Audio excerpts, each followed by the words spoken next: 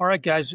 I am Scott. We are here with Brandon with Aspire Commercial in Houston, Texas, and we're going to talk about commercial real estate today. So, Brandon, if we could maybe just start at the beginning, like how you got into commercial real estate and how Aspire became to be. Yeah, absolutely. Thanks for having me, Scott. So I had you could say, a non-traditional path into commercial real estate. I studied accounting in college, got my CPA, and started working for a Big Four accounting firm, Ernst and Young, and quickly realized that that was not the career path for me, and was really just looking for a job, and happened to get a job at a company called Holt Lunsford Commercial, who I'd interned with in college and kept in touch with them. And so I got lucky. I ended up loving the industry, and the rest is history. 10 years later, I'm still doing the same thing. And so I was I was with that company in Dallas for 4 years, and then I moved to Houston to start a division in their Houston office, and then 3 years later started Aspire. And so Aspire's been in business for about 2.5 years now. So, what was the inspiration to go out on your own and start Aspire? I think the timing was just right. I had always kind of wanted to start something, and yeah, I finally got the courage to do it, and didn't have a lot of expectations, to be quite honest. I didn't even know if I really wanted to start something. I wasn't certain that was going to be brokerage on day one. I was considering maybe we start buying real estate and just do brokerage to kind of pay the bills while we start doing that. And then within a few months, I realized, okay, there's a real opportunity for a new, modern, fresh perspective, a firm that's going to have a fresh perspective. And the market just kind of told me that, from growth that came without us trying, and here we are. Awesome. Do you guys, I noticed there's a few different types of properties you have on your site, but is there any type of commercial properties that you try to focus on or specialize in? Yeah, so we're a full service firm.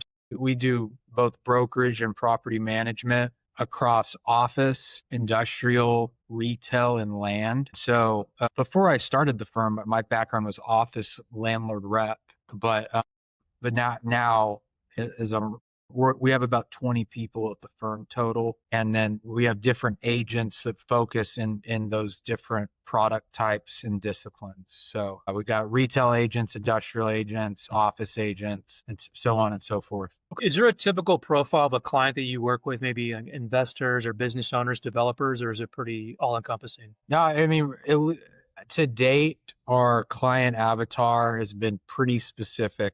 It's other entrepreneurial, privately held ownership groups. But whether that's someone that owns a building that we're leasing or managing, or a building that we're selling, or a building we're helping someone buy, or on the tenant rep side, if we're helping a company find space, it's generally, another privately held, relatively smaller business that just kind of that's what we are, so it resonates with that client avatar. Obviously, there's been a lot of changes with the commercial real estate. Are you seeing any trends right now? Oh man, there's lots going on. On each of those product types, it's totally different. In office, you've got totally different dynamic than retail and industrial.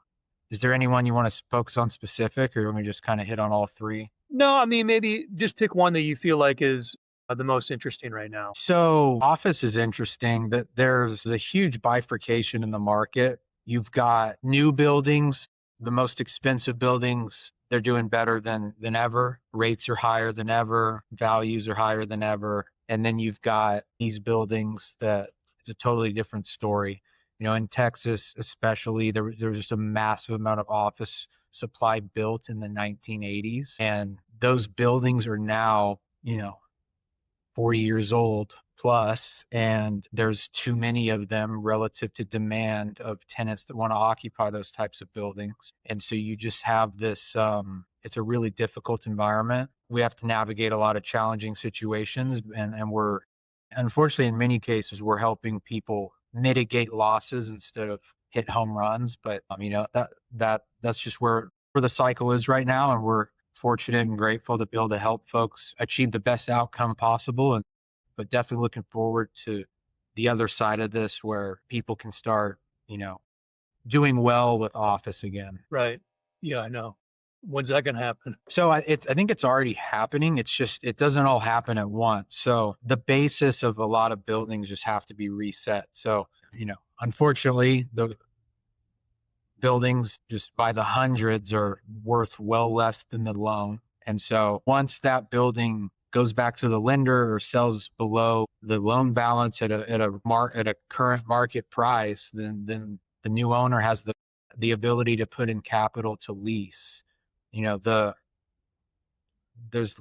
leasing demand is strong, not everywhere, but in many areas leasing demand is very strong. It's a capital markets issue. And I also would add that this is nothing new. This problem before COVID, this oversupply of 80s vintage office buildings in Texas. So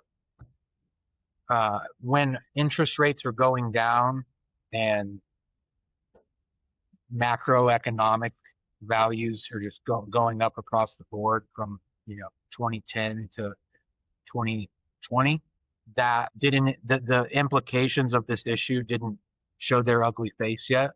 And then after COVID, that's when and then when interest rates went up, especially, that's when the extent of this 1980s oversupply issue really came to be a big problem. Okay. I was going to ask you about just kind of like market data. How do you guys currently research whether it's like market trends or comparable properties or just seeing what's out in the market? Do you guys have tools you use for that? Yeah, I mean, we use the big tools as a starting point. We CoStar, Crexy, and then we also have our own internal database that we have a lot of great info in and are continuing to build out and enhance.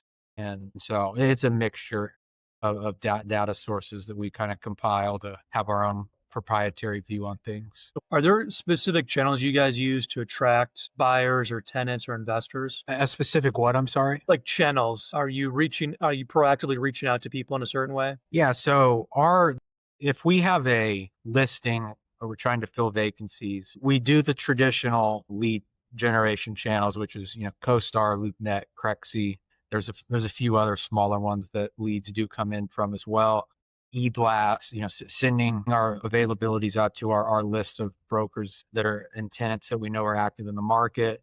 And then we do we make video content for our buildings. We run paid ads at a lot of our buildings now, and so we're really trying to come up with new ways to be different and drive activity. Do you guys use a CRM tool to stay in touch with people? We do. We use HubSpot. Okay. Got it. We kind of talk about the changes going through the real estate industry. Have you guys embraced AI at all? And do you see what kind of impact that's going to have over the next few years? Yeah, I mean, we're doing all kinds of stuff with AI. Our head of operations, Topher Stevenson, he travels around the country speaking on AI, and he's specifically a very well-known voice in the commercial real estate AI space. And so he kind of leads the charge on that. It starts with the basics. We've got encouraging people to use ChatGPT. We have a bunch of or other LLMs. We've got a bunch of custom GPTs that we have made for specific purposes. AI tools are very helpful with like image graphics and image generation, videos. It's still a human behind it, but those tools just help you do it a lot more efficiently. And then we use a lot of software that AI is a piece of, like Monday.com is where all of our project management and kind of operational infrastructure is. And then HubSpot is where all of our sales and marketing infrastructure is. And so yeah, I'd like to think we're kind of on the cutting edge in our industry, and we'll be continuing to make significant investments to stay ahead of the curve. Got it. So how do you guys stand out? Because obviously, a lot of industries kind of feel like commodities. What have you guys done over the years to stand out from the crowd there? I think we've been fortunate that there's not a lot of firms similar to us. There's the big firms, and then there's the big publicly traded firms, and then there's the big private firms, and then there's a lot of smaller mature firms, but there's not a lot of firms at our size that are as young as we are. And I think that we're getting to a point where the previous generation, which is now in their the commercial real estate industry has been controlled and still controlled largely by people that are now in their late 50s and 60s and on. And so the new wave of decision makers are coming in slowly. And then, we are, as the owner, founder, I'm 34, and most people here around my age are younger than me. And so I think that just that attracts a certain type of client. We're very high energy, very proactive in our approach, and that's served us well. Yep. So every business kind of has their metrics or KPIs. What is it for you guys that you guys look at, whether it's daily or weekly, monthly basis? Like, these are the metrics we need to focus on improving, or this is where we need to stand out from the crowd. Yes, and we're actually working with. We hired a full-time HubSpot engineer that actually starts on Monday, and so in a couple more months I'll have a better answer to this. But we get tons of leads for. We've got you know 80 plus listings right now, about 4 million square feet of product. And so between our inbound leads and our outbound efforts, there's tons of leads. And so we're building out HubSpot to be able to easily track, all right, how many inquiries did we get? What percentage of those converted to a tour? What percentage of tours converted to a proposal? What percentage of proposals converted to drafting a lease or drafting a contract if it's a sale? And then what percentage of those converted to a closed deal? And then if you back up on that,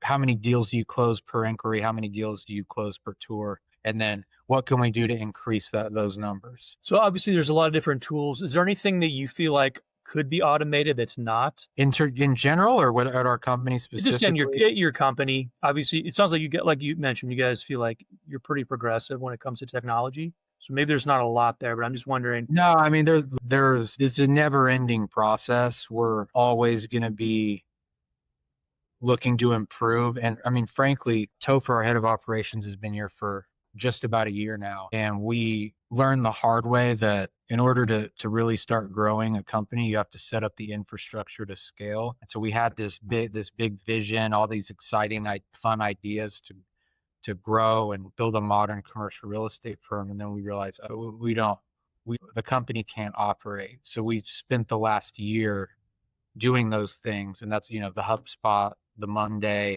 the tools we're using to generate our marketing materials, track our leads, make sure our listings are all updated, our floor plans are all updated.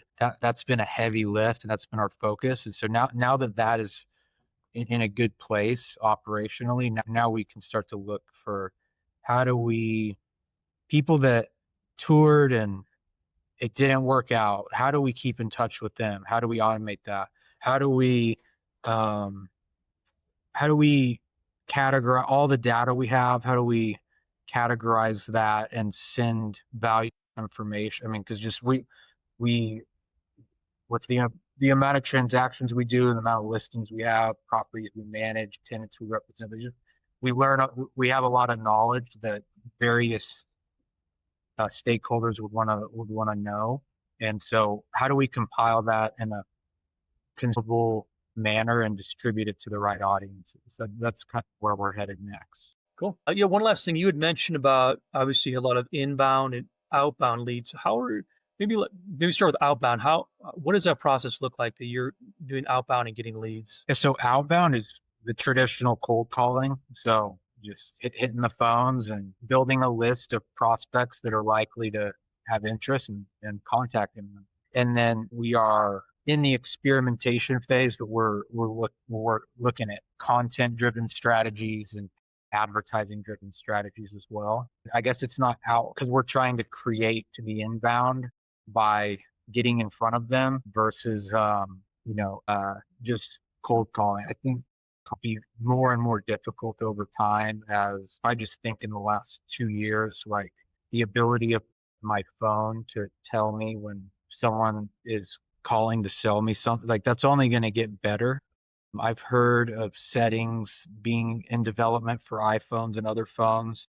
I don't know when it will come out, but basically my understanding of how it will work is anyone that calls you, you could turn on the setting to where they have to say who they are and why they're calling, and then it like you can listen to that and then decide if you want to let the call go through or not. So in a world where no one picks up their phone, how do you get in front of people? And I think, the content and providing value and getting in front of them and having them reach out to you is the future. Yeah, I've talked to quite a few people in real estate. And it seems like the more targeted you could be with your messaging, and the more effective it's going to be. If you're just kind of pray and spray, it's not going to be effective. But if you're really targeting the right people with the right message, it goes a lot farther. Yeah. Well, cool. Well, thank you, Brandon. This has been really helpful. I appreciate your time. Yeah, thanks for having me. Okay.